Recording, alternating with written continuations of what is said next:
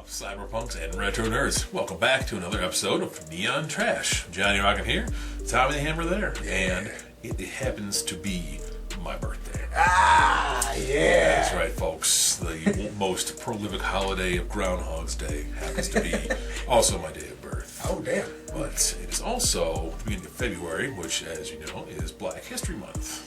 And I thought I might combine the two here because I've actually wanted to watch this movie anyways for a hot minute. It is Glory. That's right. Denzel Washington, Morgan Freeman, Matthew Broderick, Cary Elwes, and Andre Braugher, who was in Brooklyn Nine-Nine, just passed here. He is also in this. So if folks have seen that and haven't seen this, you can watch it for him because his character might be one of my favorites in this, actually. I mean, he's the guy with the glasses. I kind of identify with that a little bit. You know, young me, when I saw this, I was like, oh, yeah. Yeah, I can imagine trying to fight a war in glasses like that, especially back in the day. Well, this is a powerful choice here, John. I haven't watched Glory in many a year. Can't wait to revisit it. Perfect choice for the evening. You guys know this routine. Well, that's right. Check out that motherfucking trailer. Peep that shit. And when we get back, you guys are going to be knowing our opinions on Glory. They joined for freedom. They fought for honor. They found glory.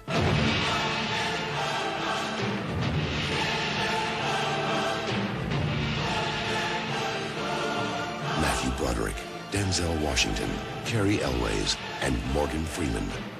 Glory, rated R. Starring a plethora of amazing actors. Morgan Freeman, Denzel Washington, Matthew Broderick. The list goes on and on with this movie in terms of cameos and overall cinematic execution.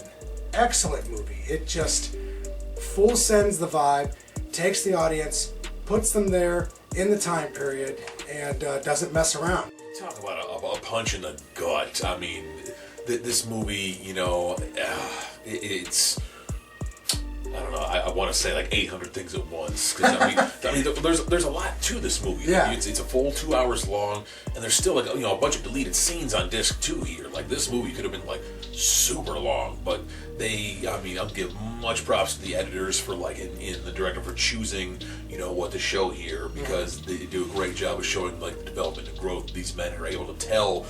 I mean, it is still a product of its time, being 89. Again, it's a you know, Civil War period piece, but it's still like, you know, an 80s movie, you know, 80s Hollywood, so yeah, it's still gonna, you know, polish a few things here and there. Maybe gloss over a little something, but, you know, I mean, still, you know, showing that visceral side of war, that horrible side of war. I would like to see like a remake with that kind of a thing, like a little more attention to detail that way, you know, make it like maybe even a little grittier, but like, you know, still telling that like human story of like, you know, these guys trying to like find their way and fight for their freedom, you know, and you know, it's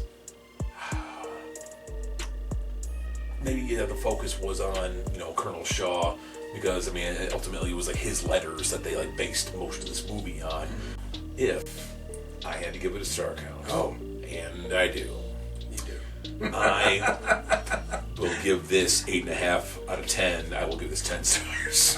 Because I do love it that much. Like I said, it's not a perfect movie. Yeah. You know, technically, yeah, maybe it's like only an 8.5. You know, but I mean, I don't know. I love it. I mean, I'm a huge Civil War buff, so it gets extra Civil War buff stars from me.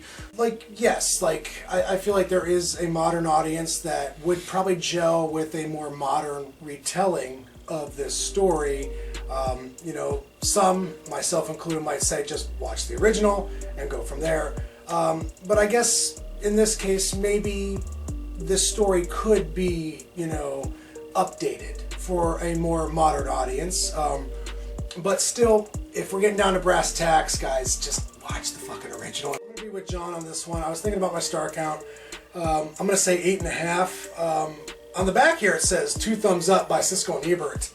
I can see why in 1989 they gave this 2 thumbs up, because my goodness, it sweeps you up in its bravado. You have your heart ripped out with him because the ending is that effective. They set you up like a bowling pin and bowl your ass over. They really do. I mean, if you're not prepared for it, there's some tear-jerking moments. So I hope it's been informative, guys. That's right. Until the next time. Tune in to Neon Neon Trash. Trash.